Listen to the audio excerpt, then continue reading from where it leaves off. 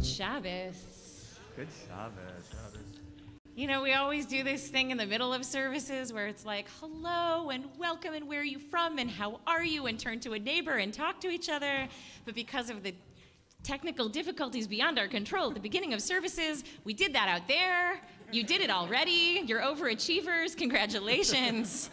But I truly, raise your hand if you know somebody now that you did not know when you first started walking down Berry. Oh, I'm so happy to hear that. Well, Shabbat Shalom. It's really, it's been a week. I don't know about you. Put your pinky in the air in a subtle way if it's been a week for you. Yeah. Steven's right here. Yeah. Well, the good news is you're here now. You made it. It's the beginning. It's the beginning of the Holy Shabbos. I had a great conversation. By the way, hello. I'm Rabbi Lizzie Heidemann. Is anybody here for the first time tonight? Yeah! Yay! Welcome! Rabbi Lizzie Heidemann, that's Rabbi Stephen Philp, and Rabbi Dina's in Israel, and this is our davening team. Welcome to Mishkan, Chicago. It is Friday night, the beginning of the Holy Sabbath. And so I was speaking with somebody this week who has started to make a Shabbat practice, has started to make Shabbat practice in their life, but they are conflicted because they work on Friday night. And they were asking me, Rabbi, do you think it is contradictory and wrong for me to bring Shabbat candles to work, to light at work? Because I have to work, but I want to mark Shabbat. Okay, rabbis, what do you think? Do it. Did anybody hear Ezra Klein's show last week? No. All right. He interviewed the author, Judah Shulevitz, who wrote a book called The Sabbath World. And in the Sabbath world is this idealized Shabbat experience in which there is perfect rest.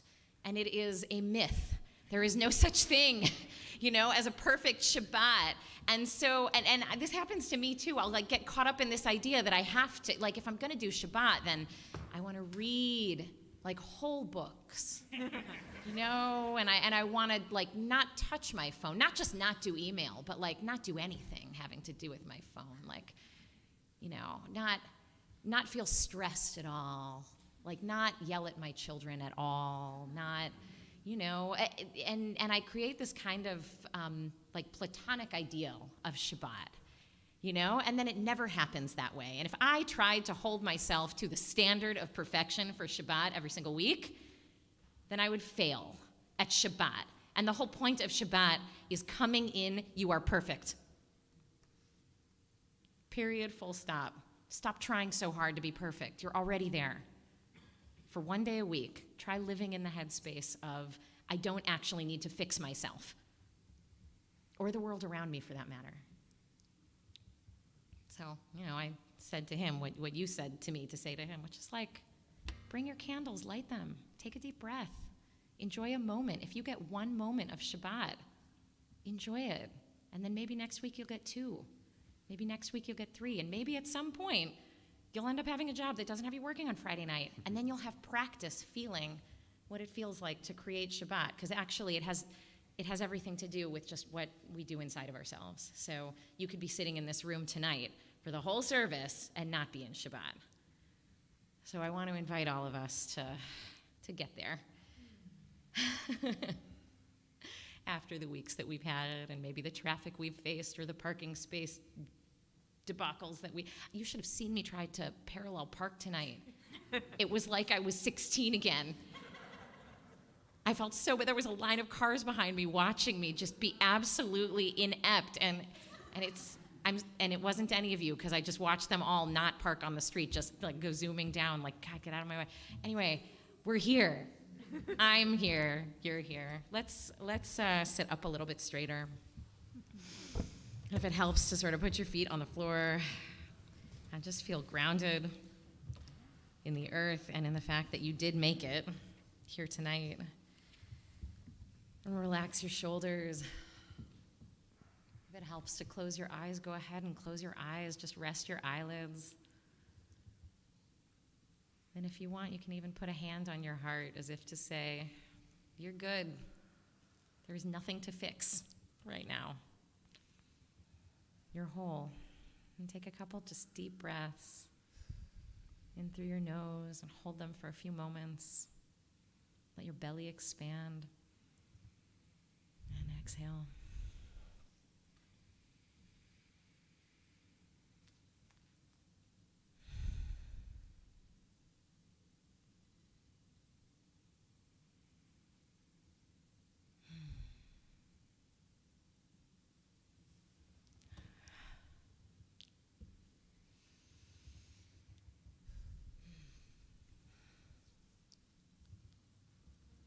The good news is we get the 7 Psalms of Kabbalat Shabbat to keep deepening our breath and keep arriving in mind and spirit, even as your body is already here. We turn to page 2.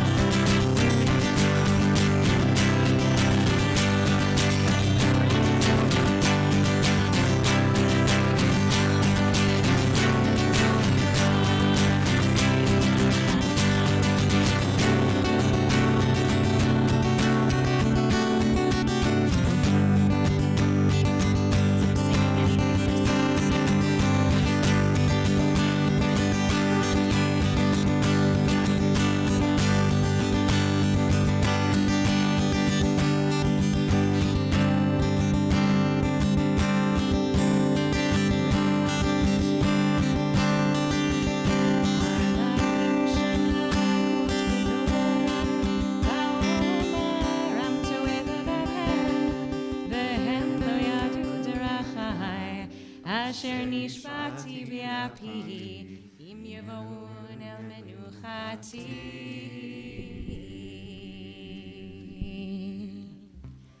We're on page 3.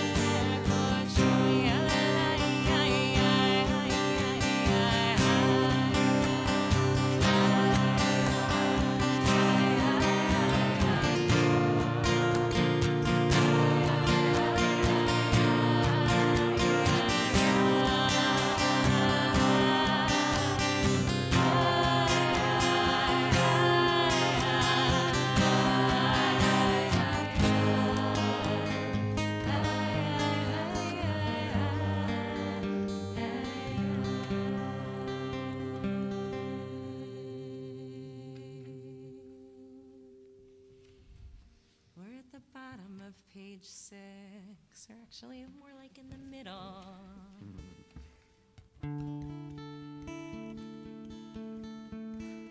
Moshe ve'Aharon ve'Chohanan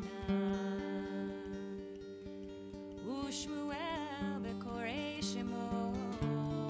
Feel free to join me. Korim el Adonai ve'hu yaneh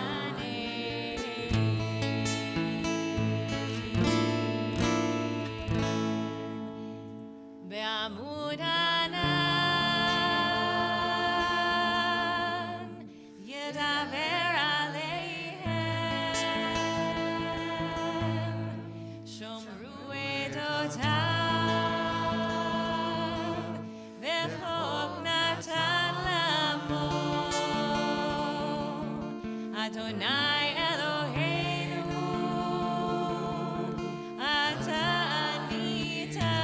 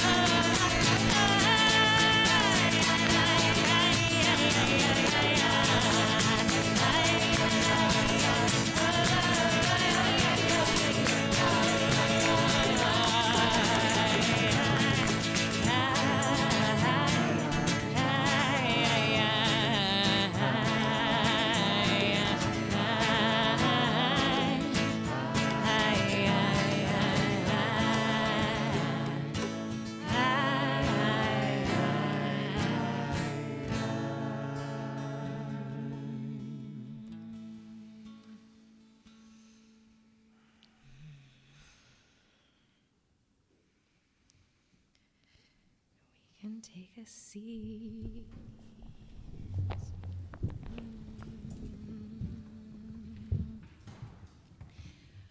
We're on page 8.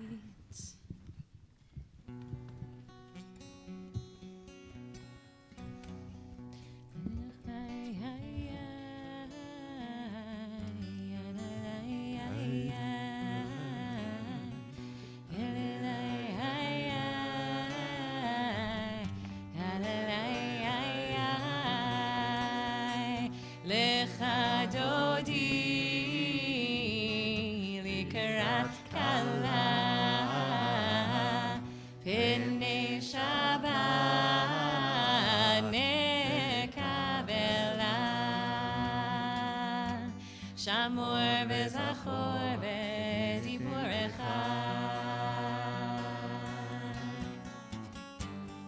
Hishmiyanu el hamiuchad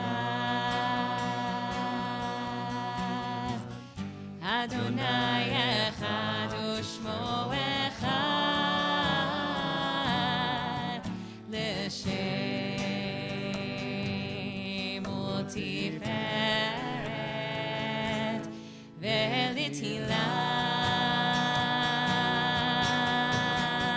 Lecha dodi Likarat kala Pnei Shabbat Nekavela Lecha dodi Likarat kala Shabbat nekavela Likrat Shabbat lechu v'nelcha Ki hi mekor habracha Merosh mikadam nesucha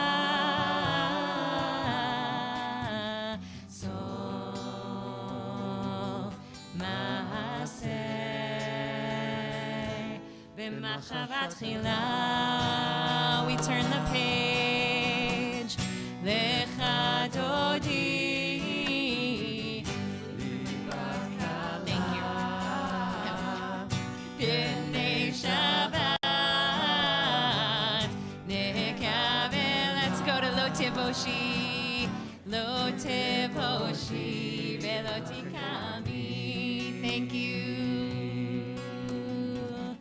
מה תשתוכחי ומה תהמיר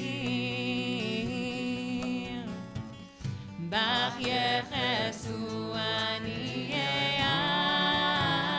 עמי ונבנתה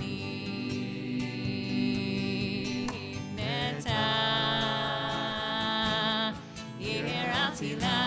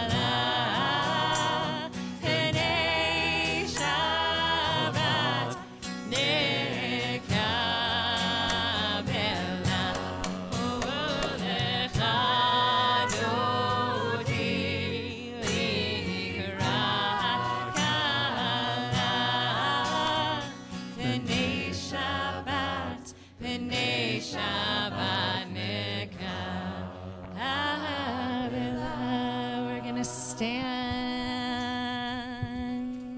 And if there was any part of you as we were going through those many verses of Lecha Dodi thinking, my God, can't this go any faster? There are a lot of stanzas in this poem. That's some weekday thinking. That's not Shabbos thinking.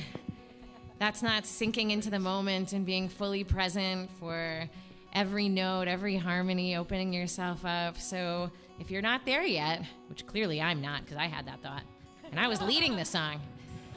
So take a moment now to really intend, to be present and to be open and to let Shabbat pace and speed and slowness and gentleness in.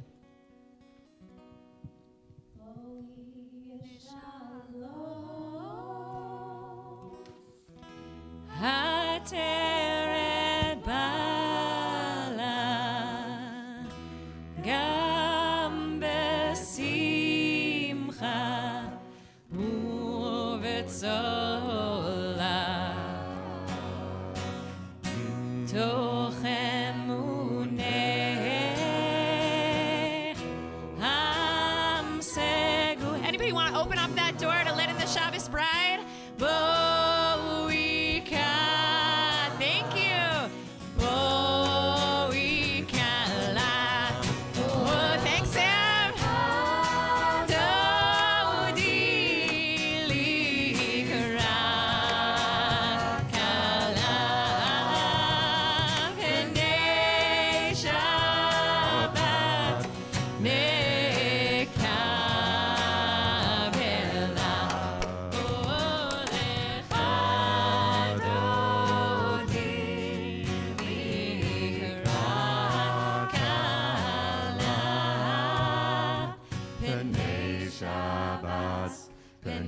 Shabbat Havela.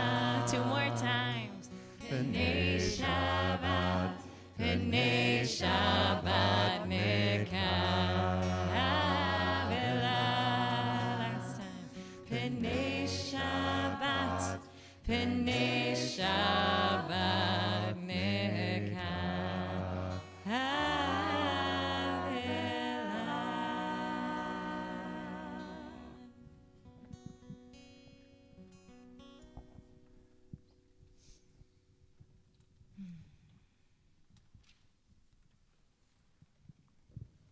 as we take a seat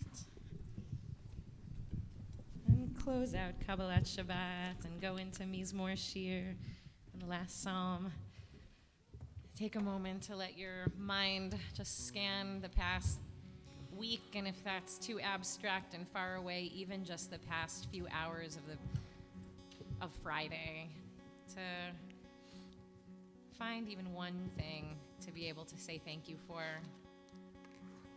Send up a prayer of gratitude for something you didn't earn, but was a nice thing in your life, in whatever way. A little bit of grace.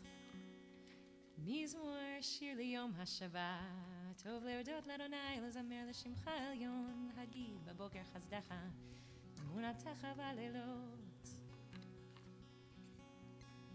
I will rejoice in the works of your hand. How great are your deeds, how profound your expectations.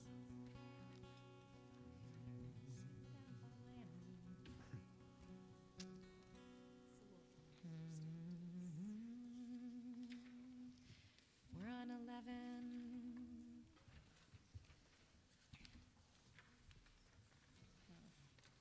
Wish my book would stay open.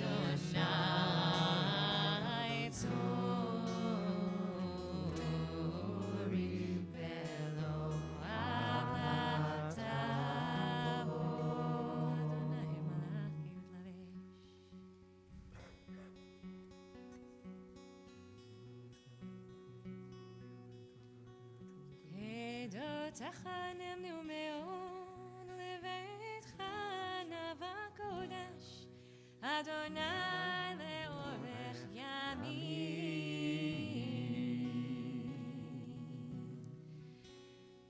Good Shabbos.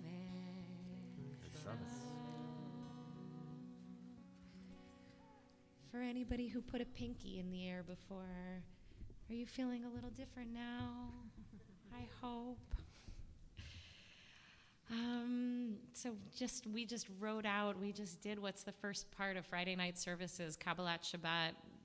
The Jews pray 3 times a day, and the service doesn't really change night to night to night to night, Tuesday, Wednesday, Thursday. But on Friday, there's like a whole section at the beginning that we just did, whose entire purpose is to help us move out of the week. We had some friends over with a 3-year-old kid, and he was having a really hard time leaving our house. And she said, could we just give him a transitional toy? You know, like he wants to take all of your toys, but could I just give him one as a transitional toy? So I found a little Tommy the train, what is that thing called? Thomas the Train. Yeah, thank you. Thomas the Tank Engine. Thank you. I gave it to him because we don't care about that in our family. And I said, here's your transitional toy. And he was so happy, and that actually helped him move from one space into another with minimal tears. And that's actually the purpose of Kabbalat Shabbat. It's like a transition object, a transition space to move from the space of the week, which actually we may be quite attached to for any number of reasons. All the things we didn't do, all the people we didn't make happy or whatever, and move out of it and let it go lovingly and enter a new space. So I am beginning to feel like we're getting there, which is really nice. For those of you who are here for the first time, can I welcome you officially? Like, could you stand and will you share with us who you are and what brought you here tonight? We will love you up. We will love you. Here, wait, let's already start. We will love you up. Yeah.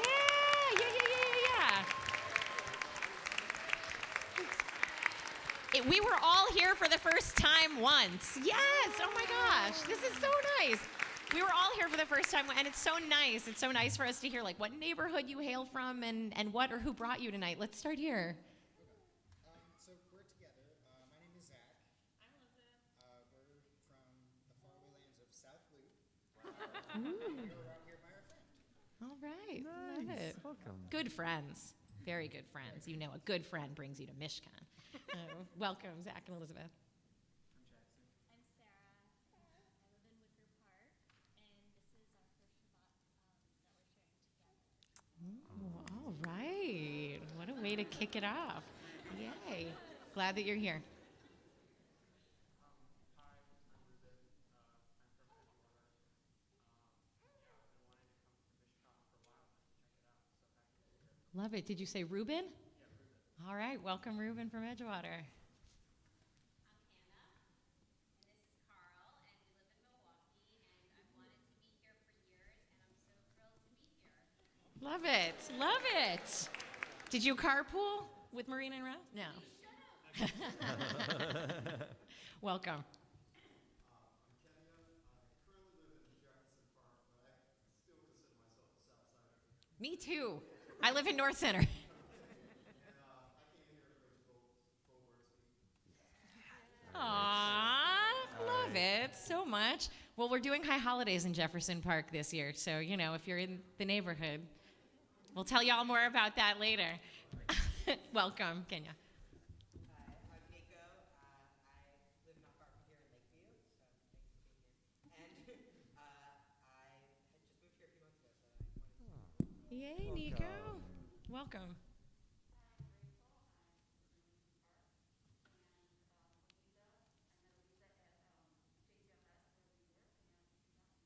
Love it. Love, love, love.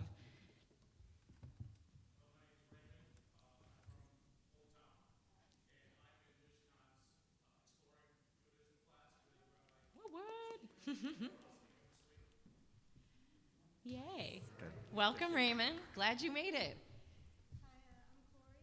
I just moved here from Maryland to Edgewater earlier this month. Love it. Love it. Welcome, Corey.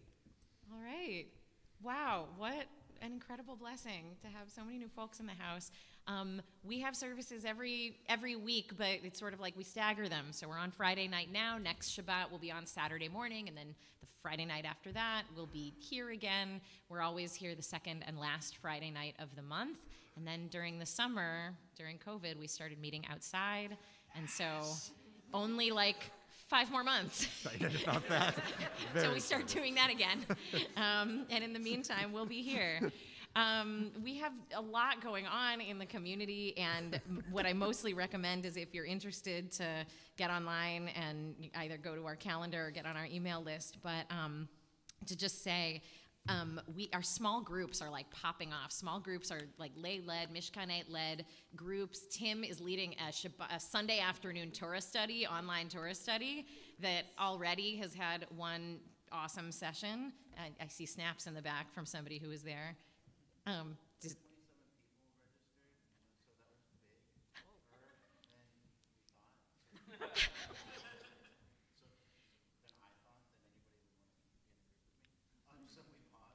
ah.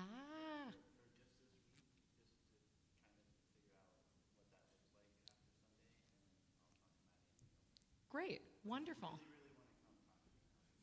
If you want to study Torah, you gotta wait for Tim to get back to you. But great, like hold that thought. There's a 20s, 30s. There's a 20s, 30s Chicago election salon with JCUA, the Jewish Council on Urban Affairs, if you want to learn about what's happening in the election. I mean, they're a nonprofit too. Are they allowed to tell you who to vote for? We're certainly not. With JCUA folks. Vote. With JCUA votes, which actually is allowed to do that. Cool. And then separately, a 20s, 30s Shabbat potluck. In the suburbs, if you're out in the burbs, there is a Musar Shabbat dinner study group. And Musar is like a sort of Jewish ethical discipline and wisdom. So that should be very cool. And then there's going to be a queer Tu B'Shvat Seder. And all of this is happening before the first week of February. So feel free to, again, if you're not on our email list, I think we probably have like a little QR code out there posted on something if you want to get on our email list, and or just check out our website. And then finally, every morning at 8 a.m. during the week, we have Minyan, half an hour, 8 a.m., great way to start the day. I think we shall move into Mariv. Rabbi Stephen, will take us away? Woohoo! Yeah, we should all stand up. Okay. We should all stand up. We should all turn to page 13.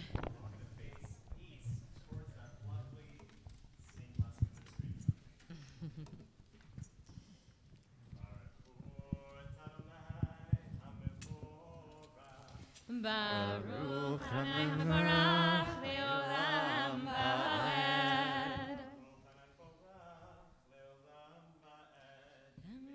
Baruch atah Adonai Eloheinu melech haolam. הפותח שער יום ולשמי, את הזמנים תסדר את הכוכבים.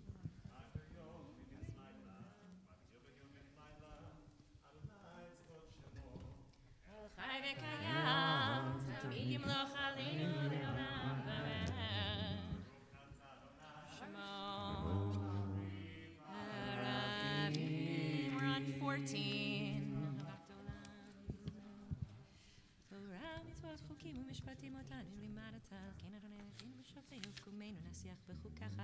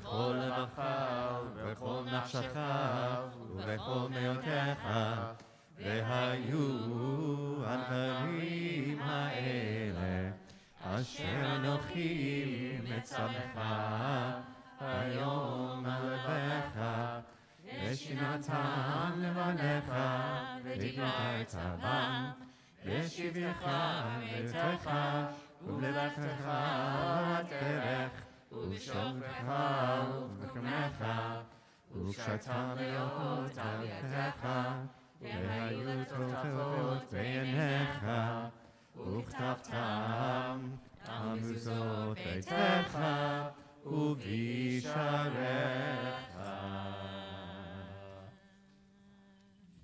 Continuing at your own pace down 16 and 17. Do not let your heart be seduced. Don't stray from the path. Worship other gods and serve them. Keep these words of mine in your mind and in your soul. Tie them as your reminder and your shrine. Let's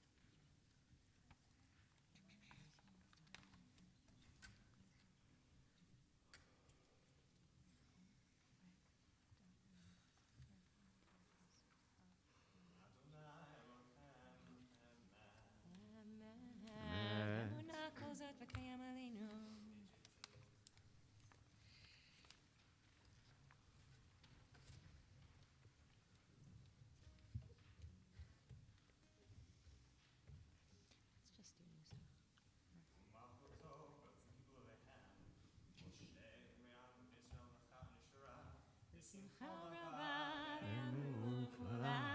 We're on bottom of 18.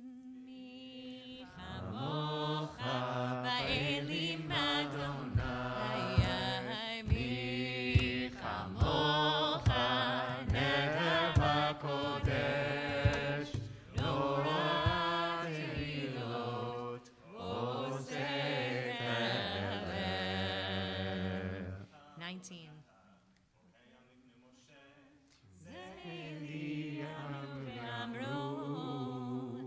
Adonai Imloch le'olam va'ed. Baruch atah Adonai Gal Yisrael. Shkivenu Adonai Eloheinu l'shalom. May you, God, help us sleep in peace. May you restore us to life renewed. Spread over us the shelter of your peace. May your guidance help us grow, save us, because that's your essence. Protect us and banish from us all plagues and enemy and sword and hunger and pain. This is the prayer we often will use to direct to anybody who needs a prayer for healing or for love. Remove all evil spirits from our path.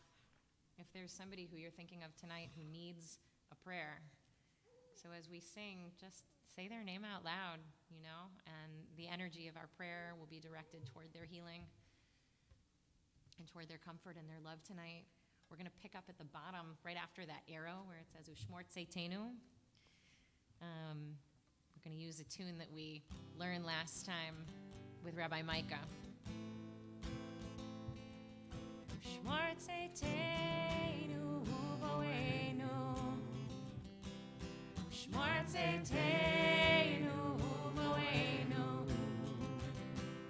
Ushmor Tzeitenu uvoenu, Ushmor Tzeitenu uvoenu, lechaim uleshalom, me'etah v'yad olam, ufros aleinu sukkah, shlomecha, lechaim uleshalom, me'etah v'yad olam, ufros aleinu sukkah, shlomecha, ushmor tzeitenu uvoenu, ushmor tzeitenu uvoenu, ushmor tzeitenu uvoenu, ushmor tzeitenu uvoenu, lechaim uleshalom, me'etah v'yad olam, ufros aleinu sukkah,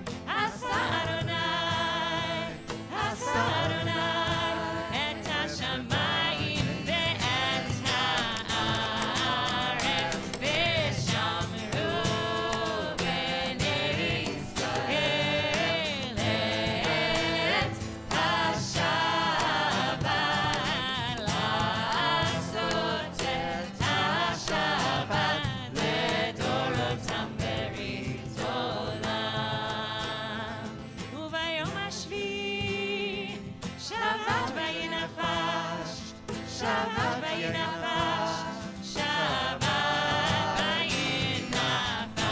Last time v'shamru b'nei Yisrael et HaShabbat, לעשות את השבת לדורותם ברית עולם. ושמרו בני ישראל את השבת,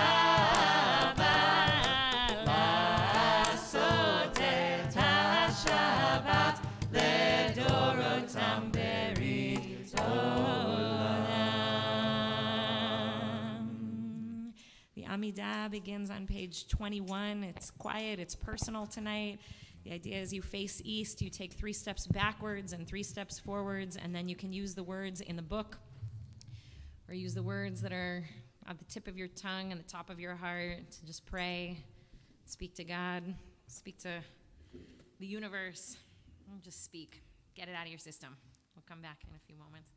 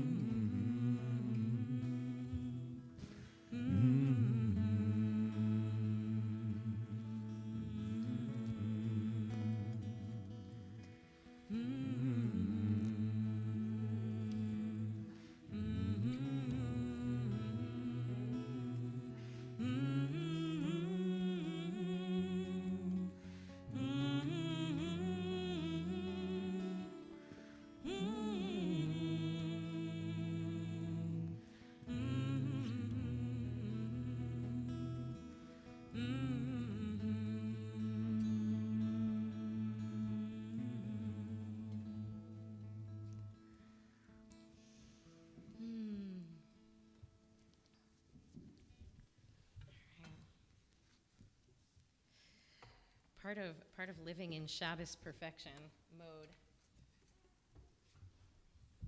is knowing that we started 15 minutes late, and I'm just telling you now, not saying to myself, where can we cut 15 minutes from the service so we can get everybody out on time? That's not what I'm thinking. I just want you to know that. I want you to know that we're having the service we were intended to have tonight. And if you plan to be here until 8 p.m., because that's usually when services end, and you have plans, nobody will judge you if you get up and leave when that time comes. That said, I can almost promise you we will be going over tonight. So get cozy.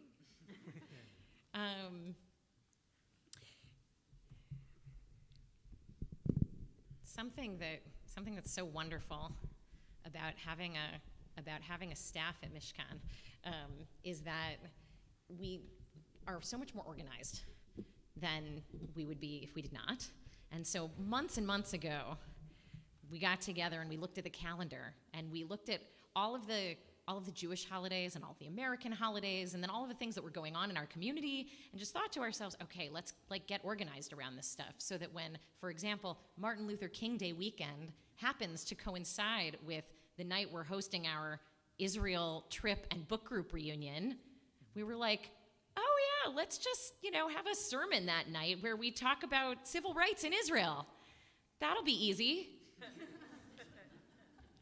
And then it just so happened, with that in the back of my mind at the beginning of this week, that I heard that our beloved davening team member and I would say spiritual leader before she started rabbinical school, but Rachel Goldberg, who is now in her penultimate year of rabbinical school, living in Jerusalem, I learned she was going to be back, and I thought, well, wow, you should do that for us.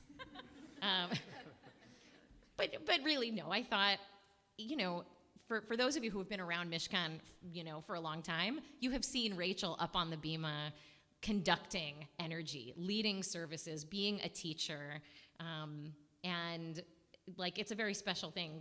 Somebody goes off to do immersion in Jewish text and study for 2 years. I was sort of like, I want to hear about that. Tell us about it. Tell us about what's magic about it. Tell us about the Torah you're learning, and also share with us what's hard. And that's very much in the spirit of the book groups, which there were over 100 people last year who read books and traveled with me over the summer to Israel and to the West Bank, to the land that our people call Israel and Palestinians call Palestine, and talking about it and talking respectfully about it and trying to unpack it and trying to reckon with the fruition of the prayer that we actually, if you were looking on page 24, may our eyes return, may our eyes clearly see that you've returned to Zion with compassion. Blessed are you, hamachazir shechinato l'tzion, the one who restores your Shekhinah to Zion. Every single time we daven the Amidah, we're looking toward the east and praying for return to the land of Israel. And obviously that's not without complication, because in the 2,000 years between, the Jews were exiled by the Romans and the birth of the state of Israel in 1948, there are a bunch of people who lived there in that land. And so we are now, as Jewish people who have seen a return of God's presence to the land of Israel and Jewish people to the land of Israel, many Jewish people to the land of Israel after all that time, trying to figure out how to be Jews. So I want to love Rachel up, because she's going to share her Torah with us. And in the spirit of our class, and of the way that we talk about everything, when it comes to real things at Mishkan or anywhere, I hope, what we talked about in our class, more than we talked about content in any way, was we talked about how to talk and how to listen. And that when you feel that sense of, resistance or debate or anger or questioning coming up inside of you as you hear somebody say something that actually you profoundly disagree with or aren't sure about, notice it. First thing, notice it. And then notice why. And then keep listening. And then after this is over, I can tell you right now, Rachel is thrilled to sit and talk to anybody who wants to keep talking. And my hope and invitation here is that this is not like a sermon telling you what to think. It's absolutely not. But it's a sermon sharing experience and sharing Torah. And so I thank you all for being here and for being in the conversation. I know many of you are actually here for this conversation tonight, so glad that you are. Take it away.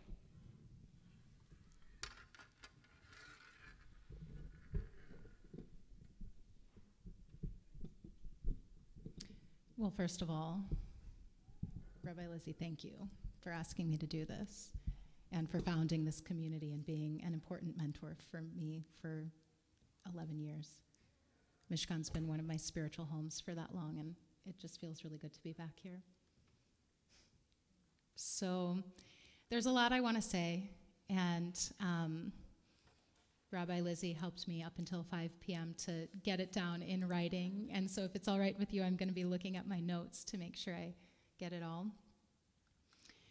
So this book of Torah that we're starting this week, the book of Exodus, begins by telling us our spiritual ancestors were in Egypt and there arose a Pharaoh who did not know Joseph. What does this tell us?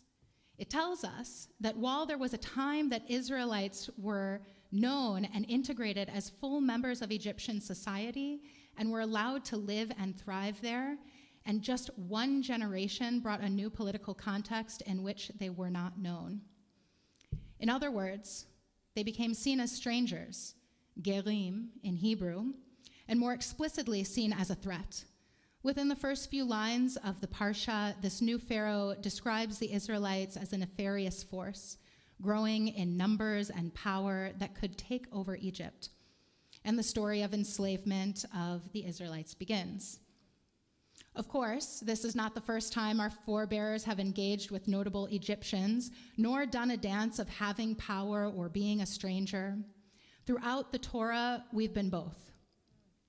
Early in the book of Genesis, when a young Avram and Sarai, later Abraham and Sarah, first set out for the land of Canaan, they passed through Egypt as poor migrant strangers. Avram fears that the Egyptians will want to have their way with Sarai and will murder him in order to do so. He concocts a plan where they will tell the Egyptians that they are brother and sister, and any man who wants to marry Sarai will have to pay an extravagant dowry to her brother. And according to some of our great commentators, what Avram did not account for was that Sarai would catch the attention of the Pharaoh himself, who was actually able to afford that dowry. And there's no mistaking, if you read the comments from many of our commentators, that what Sarai experienced in the house of Pharaoh was a violation, physically, emotionally, spiritually. And understanding this part of Avram and Sarai's journey sheds light on their behavior in another significant encounter with an Egyptian handmaid named Hagar. Abraham and Sarah are known for being great hosts and opening their tent and caring for strangers, but in this encounter, Abraham and Sarah do not treat the stranger particularly well. They are the ones holding power, while Hagar, their servant, was, as her name states, literally Hager, the stranger. Sarah had given Hagar to Abraham to conceive a child when she could not, and this led to jealousy and conflict between the two women, even though one held significant systemic power over the other. Eventually, after both women had conceived, Sarah tells her husband Abraham to banish Hagar the Egyptian and their son Ishmael, essentially sentencing them to death, except that God heard their cries and saw their suffering and provided them with a well of sustenance to survive. For a long time, I felt really angry at Abraham and Sarah for doing this, for Sarah for wanting to send Hagar out, and to Abraham for listening to her. Except once I was able to contextualize that episode within their earlier experience when they were younger, where they were gerim amongst Egyptians, I was able to have some sympathy for both of them, even though they were very apparently abusing their power and essentially sending out not only strangers, they weren't actually strangers, they were their own kin, to death. Baruch Hashem, Hashem heard the Gerim and saved them. Flash forward back to our Parsha, Moses, who was born into an oppressed class as a Hebrew, was adopted by Pharaoh's daughter and raised inside the palace of Egypt. Shielded by his privilege, it wasn't until Yigdal Moshe that Moses actually grew up, that he went outside the palace and actually saw how his brethren were being treated. He saw that they were enslaved and had to reconcile that. It confronted who he was as an Egyptian, the pride that he had. And he didn't behave so well, actually. He was enraged. And he actually responded by murdering an Egyptian that he saw beating an Israelite. And then, afraid that maybe that wasn't the best way to pursue justice, and also afraid that he might be caught, he ran away. And immediately, he meets a wife, and he has a son, and they name their son Gershom, which literally means Ger Sham, stranger there. Because there, in that place and that time, Moses and his family were the Gerim. And immediately after that, after Moshe names his son Gershom, stranger there, the text says that God heard the Israelites moaning and saw their suffering, just as God had done multiple times for Hagar and Ishmael. What Torah shows us with this parallel, and what my teacher Judy Klitzner would call a subversive sequel, is that there's actually a dynamic dance through time, place, and context in which individuals and people can be the ones in power or the strangers, the ones oppressing or the ones oppressed. No human is inherently one or the other. Rabbi Lizzie asked me to talk about my experience in Israel over the past few years, and as I do, I want us to hold in mind a teaching from my dear friend and teacher, Rav Sarah Brammer-Schley. She says that the word emet, which is the Hebrew word for truth, is emet, spelled aleph, mem, taf. Aleph being the first letter in the Hebrew alphabet, taf being the last letter of the alphabet, and mem being the letter right in the middle. So if we really want to grasp the whole truth, the whole emet, we need to recognize that the whole truth spans the entire potential of existence. So 2.5 years ago, I had the opportunity to move to Israel to learn Torah immersively at Pardes Institute of Jewish Studies. And the learning's been profound, both formally inside the Midrash and informally in the actual world. One thing that happened is that I fell in love with the land and delighted in a new experience of living in a place where Judaism actually makes sense. Like on Sukkot, this fall harvest festival, when we take like a lulav and an etrog, and basically what we do is we shake fruit and leaves to God for rain. That's what we do. And in Israel, it actually rains when we do that. It makes sense. And then there are spiritual teachings. Like in Sukkot, there's this teaching that says that Sukkot is the anniversary of when the Mishkan was completed. So it says, at the very end of this book we're starting this week, it says that the Mishkan was completed, and then the Ananei HaKavod, the clouds of God's glory, came down to fill up that space. And during Sukkot, in Eretz Yisrael, in the land of Israel, after 6 months of rain and absolutely not a cloud in the sky, when there's scorching heat and no respite from it, suddenly these clouds come and there's relief. It's like, I understand how this spiritual mythology would be birthed in this place. There's this holiday called Tu B'Shvat, which happens in a few weeks. That's the anniversary of the trees. And living in Chicago, this really never made sense. I was okay, maybe it has to do with I don't know, water melting under the ground, it's in the roots, we don't see it. But in Israel, there's actually the shkidiot, the almond trees blossom. They bloom suddenly. And then everything else from there blooms, flowers, every crop. It's remarkable. And so if you want to see all of it and understand Judaism a little bit more, come. I want to go into talking about something a little heavier. So let's take a deep breath. Because what I learned, unfortunately, in my first year there, is that Israel also goes through another distinct rhythm, and it's the rhythm of war. In the spring of 2021, when most of the population, at least the Israeli population, was fully vaccinated and things opened again, people joked that things must really be back to normal because there was a war. I remember the first time hearing missile sirens in May of 2021 and spending the next 11 days in and out of bomb shelters as Hamas was firing rockets right into civilian centers, and there was violence breaking out amongst neighbors in the streets of much of the country. Most of the missiles that Hamas sent were deflected by Israel's defense system, Iron Dome, but still, it was really scary.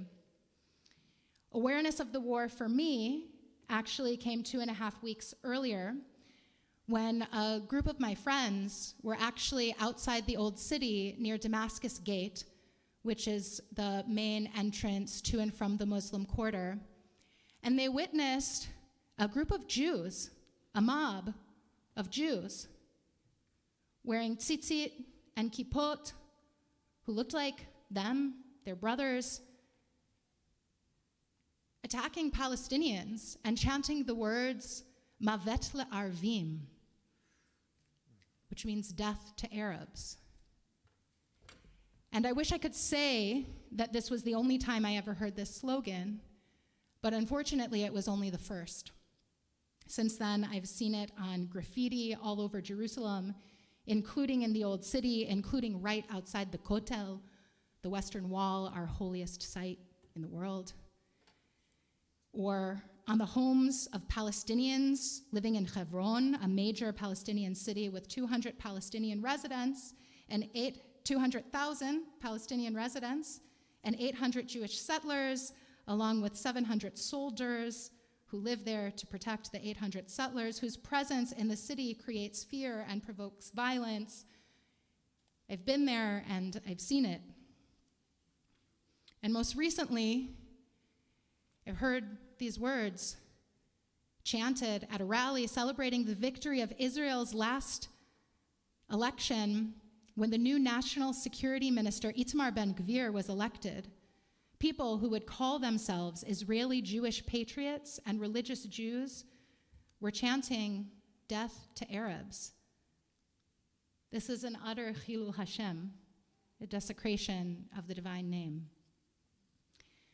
Before these experiences, I had heard about many incidents of hatred and violence like this against Jews by Arabs and Palestinians, but what became impossible for me to unsee at this point was awareness that Jews, too, were committing acts of violence and even initiating them, often.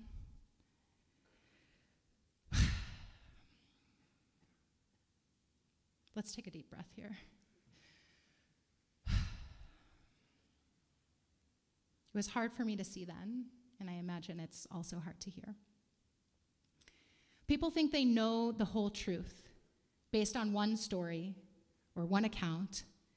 And I saw it even in the close-knit community I was part of at Pardes, where my friends, fellow students, who had been present for this incident were on fire and wanted to talk about nothing but the Jews behaving badly that they had seen with their own eyes. But because of that, they felt like a threat to my classmates who weren't there, who didn't see that, who only had seen the letter that we got from the American embassy saying, stay away from the old city, it's dangerous there.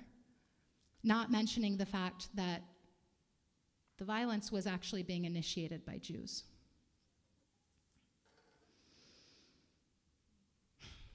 There was one night during the war, one of the last nights, that I went to a park near my house called the Tayelet. And it's this big promenade that overlooks across the Jerusalem Valley so much of the city. You can see the old city with holy sites of all three monotheistic religions. There's a big cemetery where many of our sages are buried. It's really incredible. all the time. And this night I was there. There were a lot less people there. Maybe I'm strange for having gone. But I stood there, I sat there, and I looked across, and what I could see were helicopters from the IDF, the Israeli army, flying over, shining lights down on the Mount of Olives neighborhood, shining lights down outside the old city. I could see the blue and red lights from different police cars driving around. It happened to be a time where there was both a Jewish holiday and Muslim holiday where people set off fireworks. So I kept hearing explosions, some of which were definitely not fireworks. And I remember watching this, seeing it with my own eyes from across the valley, and noticing my inclination to make up a story in my mind of what was happening on the ground. But I had to stop and remind myself that even though it was happening right in front of me, I didn't know it was happening. I didn't know what was going on. I didn't know what the story was, or the stories within the stories within the stories of each of the souls involved. So, while times of escalation have a way of pushing individuals further toward extremes, this experience for me moved me to engage more deeply in solidarity work with Palestinians and fellow Jews who want to see a peaceful future. During the summer of 2021, I spent most of my days actually living within Palestinian communities in rural areas of the West Bank, seeing firsthand the harassment and the violence that they experience from people who look like me day in and day out. And as someone who cares very much about the Jewish people, it means something to me that this is being done in my name and in the name of protecting me. So I'll never forget what a Palestinian friend of mine once said. His name is Ali Awad. He was speaking to a group of Jews wanting to learn about the occupation, and he said, you know, when I was a kid, I used to see people who looked like you, who would wear these tzitzit and the things on your head, the kippot. I used to see that, and I would be afraid, because everyone who hurt me or my family wore those. And he thanked us for coming there so that he knew he didn't have to be afraid, even if it was with good reason, of people who looked like us. And his children would be able to grow up and know that they didn't need to be afraid of all Jews, and that actually we could work together toward getting out of it. So I have to be honest and say that having seen as much as I have with my own eyes, I feel regretful that I'm not able to go into more detail with you now. But as Rabbi Lizzie said, if you're interested in learning more or engaging in solidarity work, there are lots of organizations doing really good work, and I'm happy to talk to you after the service. Come find me. Moshe, back to the Torah, grew up in the palace. But it took him becoming an adult and seeing the truth of the pain and oppression around him with his own eyes to actually acknowledge it happening. And once he did, he set into motion the greatest story of liberation ever told, one that movements of oppressed people would look at and quote for the next 3,000 years. What I will say is that if I've learned anything in this time, it's that the only way out of this situation will be together. Side by side, in partnership with our Palestinian neighbors, allies, kin, understanding and honoring that historically all of us have an ancestral claim and right to this same place. If we're able to see each other as kin, because we are, rather than gerim, strangers, perpetually making enemies out of each other, then we might have a shot at peace and collective redemption. Thank you, and Shabbat Shalom.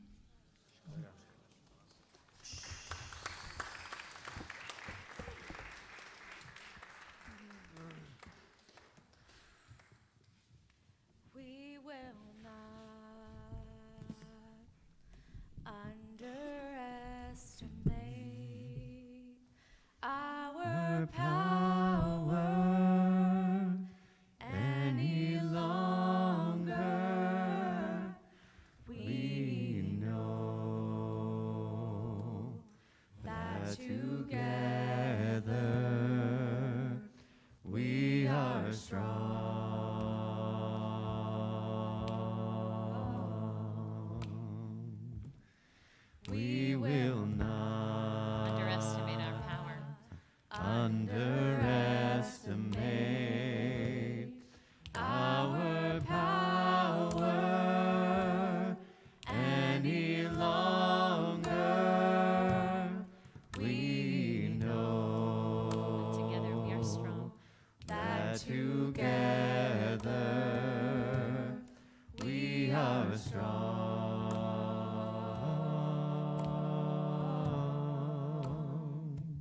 Like drops of water shape the rocks as they rush down the fall. We know that together we are strong.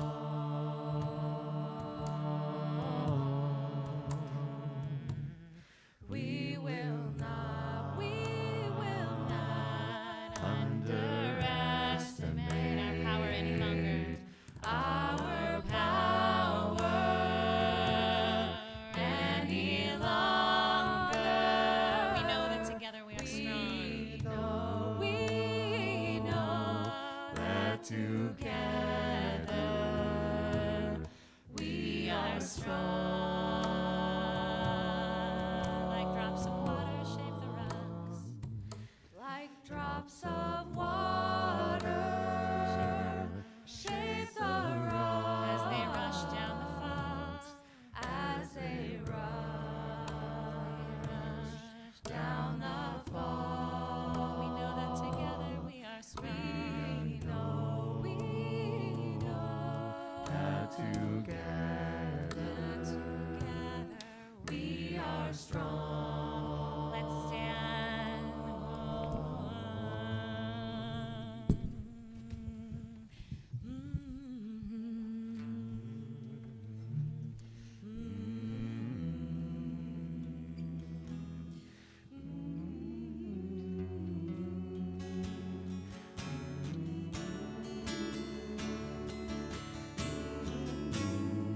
We turn to 32. עלינו לשבח לאדון הכל, לתת גדולה ליוצר בראשית. לא עשינו כגוי הארצות ולא שמנו כמשפחות האדמה, שלא שמחה כנותיהם וגורלנו ככל המונם.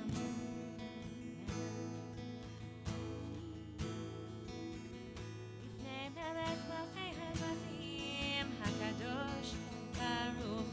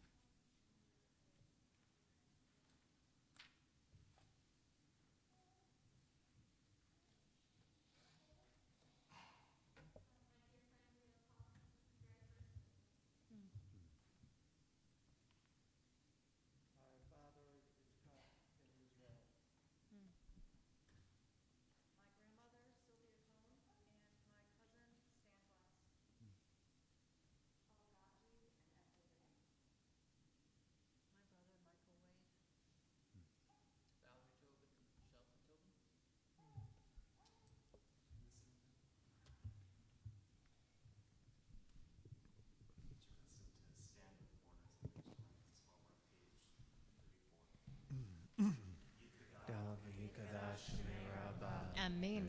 Melma Tivach Virte Vermite Mapute Kaihon Yomekon Kayet Mokolis Israel Bagala Mizman Kari Vimru Amen. Yehi Shmei Rabba Mevorach Leolam Ulamei Maya. Vit Barak Vishtabach Vit Par Vit Romam Vinase Vit Hadar Vit Hale Vit Halal Shmei de Kudusha Brichu. Leila Min Kol Birchata Shirata Tushbachata Vanakamata Damran Velma Vimru Amen. Yesh Lama Rabba Min Shemaya Chaim Aleinu Ve'al Kol Yisrael Vimru Amen. Aseh Shalom Vimrumav Uya Aseh Shalom Aleinu Ve'al Kol Yisrael Ve'al Kol Yoshvei Tevel Vimru Amen. Amen. Amen. Amen. Amen, amen. Amen. Amen. Yeah. Let's bring that over here. Instead of everybody sitting down, let's all stand up. Let us stand up. Let us bless wine. Let us bless bread. Let us sing. And let you all eat something after this. Because the most Jewish way to have a conversation is over food. For those of you who want to make Kiddush with us, sing along, we are on page 30. I'm raising a glass, but if you are, I can keep you all in mind as I bless it, that I'm blessing your first sip of wine out there too. Baruch atah Adonai, Eloheinu melech haolam, borei peri hagafen. Amen. Baruch atah Adonai, Eloheinu melech haolam, asher kitshanu b'mitzvotav v'ratzav b'anu, v'shabbat kodsho b'ahava u'vratzon hinchilanu, zikaron le'maaseh v'reishit, ki hu yom techila l'mikra'e kodesh, zecher le'tziat Mitzrayim, ki banu v'acharta v'yotanu v'dashta mikol ha'amim, v'shabbat kodshecha v'ahavat u'vratzon hinchatanu, Baruch atah Adonai mekadesh ha'shabbat. Amen. L'chaim. I feel like I should drink all of this now because if I put it on the floor, somebody's going to kick it. Yep. Right? So I should actually like chug, right? L'chaim. Chug. Right. It's a good Shabbos. Welcome to Mishkan. As we bless this bread, we'll then send around the challah board. Please take a piece and pass it around. Baruch atah Adonai, Eloheinu melech haolam, Hamotzi lechem min haaretz. Amen. Shabbat shalom. I'm going to take some and pass it over here, and you can keep singing. Yasher koach, everybody. Good Shabbos. Oseh shalom b'romav. Hu yaseh shalom aleinu ve'al kol Yisrael ve'al kol yoshvei tevel ve'imru amen. Oseh shalom